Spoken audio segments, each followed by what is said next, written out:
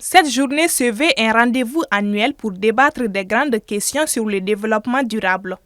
Cette troisième édition est axée sur le secteur privé et la problématique d'accès au financement vert.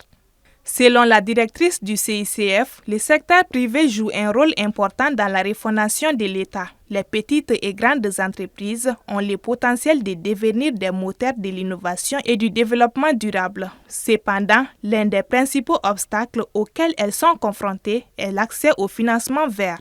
Aujourd'hui, nous sommes dans un monde globalisé et les financements aujourd'hui sont à impact.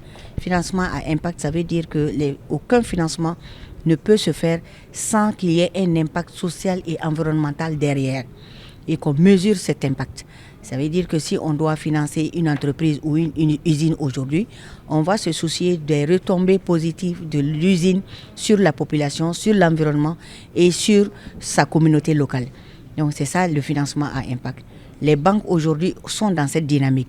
Si les banques sont dans cette dynamique, il faut qu'on amène le secteur privé à prendre le pas. Parce que demain ou après-demain, quand une entreprise va demander un prêt à la banque, on va lui demander toutes ces conditions. Et pour qu'elle se prépare à répondre à ces conditions, il faut absolument qu'elle puisse, elle aussi, s'organiser à l'interne pour prendre de nouvelles stratégies de développement. Cette journée a rassemblé des acteurs du secteur privé et public, des experts, des entrepreneurs et des décideurs, pour discuter des opportunités, des défis et des barrières liées au financement vert. Les entreprises maliennes, en général, doivent changer leur stratégie de management. Ils doivent mettre en avant les 3 clés de performance, ce qu'on appelle performance économique, environnementale et sociale. Donc s'ils mettent ça en avant, ça impacte sur tout le processus de production.